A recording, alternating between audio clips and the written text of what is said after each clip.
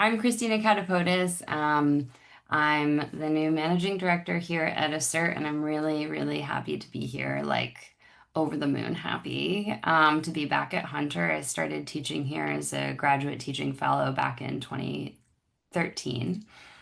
And so really happy to be here. I'm going to talk a little bit about some first day activities that then sort of lead into other things that we'll do throughout the semester, sort of treating the first day as a warm up. And one of the things I do before the first day to sort of prep students for the first day is I write a welcome letter. And I post it in the LMS. I try to send them an email. Um, and on the first day, at the top of the syllabus is my welcome letter. And to really show how valuable it is and how much I mean it, I read the welcome letter out loud to the students, just in case they didn't see it. And in the process, show them all of the ways in which they can find it. Um, but I just find it really important to begin with a welcome. And we go over some of the things on the syllabus and what to expect. And to create community, I sort of warm them up in that direction by first asking them to do an individual activity, which is an entry ticket. And this might sound a little bit intense for the first day, but having the context of I've already sort of introduced myself in the course. I ask them, how could this course change your life? Or what could you learn here that you'll take with you for the rest of your life? And so, like, rather than ask them, why are you here at first, which is like most often in a course that I'm teaching, going to be because it's required. So I already know the answer, so why am I even going to ask? I'd rather focus them on what can we do with the time we have together and like how can we make this worthwhile? Like, okay, so we're here because it's required. Now that I'm here, how can I make this work for me, in my life? And so I often teach 220, right? Writing about intro to writing about literature, or I teach an early American survey. This semester, I'm teaching multi-ethnic American lit. And so students sometimes look at me skeptically, and I hand out these little flashcards because I teach in person.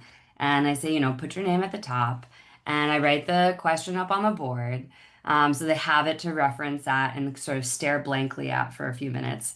And some of them kind of look at me like, who is this lady? Think that this course is that important.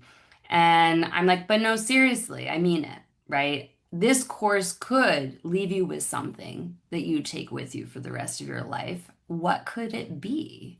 And they're like, oh, I guess she's serious because I give them 5 minutes. And so 5 minutes can feel like an eternity.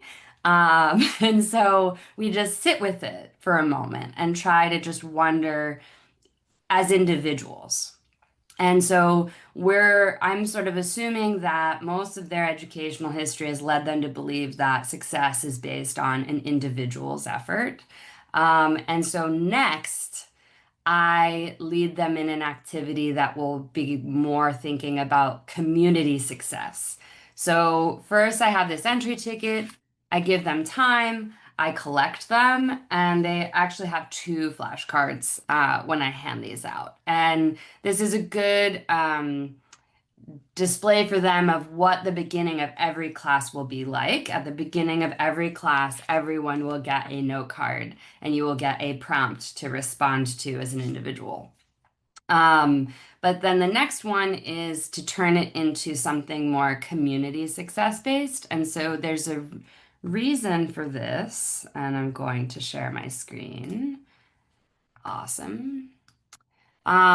So I got really curious about student motivation because I don't know about you, but I've noticed that it is hard to help students to feel motivated to show up and motivated to keep going throughout the semester. And I was really curious about their mental health, particularly in the wake of the pandemic.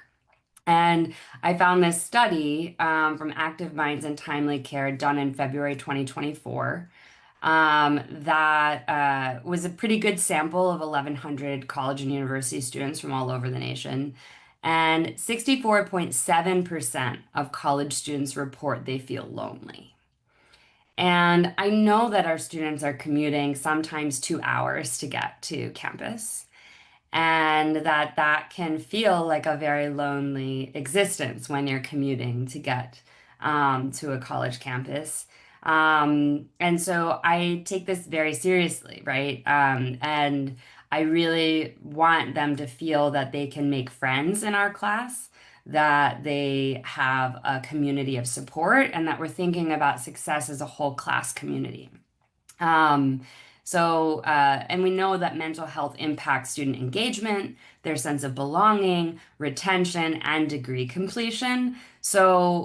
I really want to prioritize what makes them feel like they belong, and I won't know unless I ask them. So I'm going to ask you all to do this activity. Please write in the chat. It could be 1 to 3 words. Don't overthink it.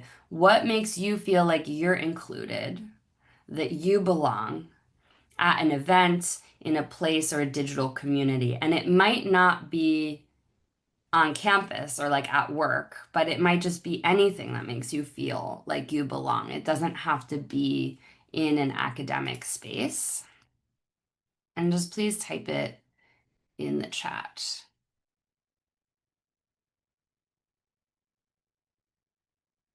Eye contact, saying my name, communication, a rainbow sticker. Students love stickers, no matter, even like our non-traditional, like older students, returning students love stickers. Names, names, lots of names. And so things like putting up a tent card, right, with names on it, with cardstock on the desks, especially in the beginning, so that students can also refer to each other's names and stop saying, what she said, like we want them to learn each other's names and not just talk to us. Members of the community look at each other when people reach out to me.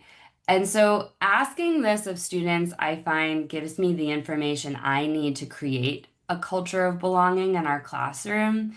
And knowing that, also hearing that about each other. So this inventory quickly turns into a think, pair, share. Like, okay, get together with the person next to you, share what makes you feel like you're included, that you belong. Now synthesize what you both wrote down into one thing that you're going to share with the larger group.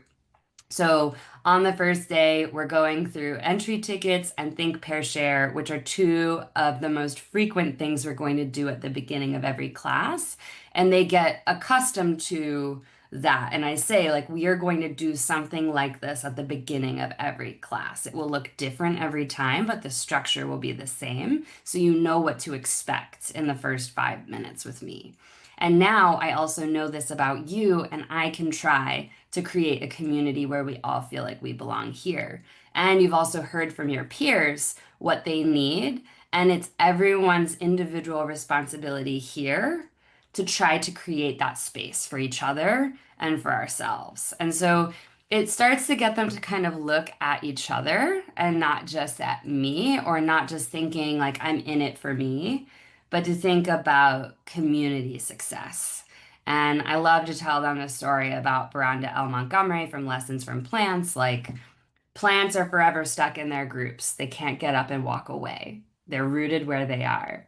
And at the beginning, they might feel the impulse to compete for sunlight, but especially the older plants, the more mature ones, know that it is more beneficial to share below ground and to collaborate and to share resources with one another. And so we're going to go from this sort of individual mindset of success to a more collaborative one and think more about growing together as a community.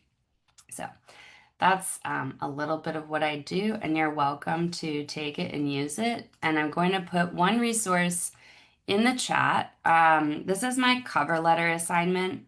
So both of these things lead into their first assignment, which is a letter of commitment to yourself, where they detail three personal learning goals for the semester for themselves.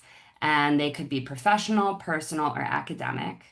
And that little writing activity at the beginning of like, how could this course change my life?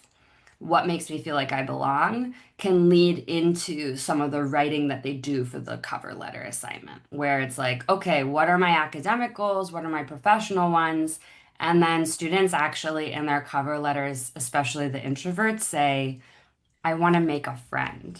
I haven't made a new friend here yet. And I'm like, oh my God, yes, I want you to be friends. And then I get 100% attendance from the friends because they show up for each other, not for me. So yeah, you're welcome to take that cover letter assignment and use it. It replaces my participation grade. I used to do 20% for individual participation, and now that assignment is that 20%.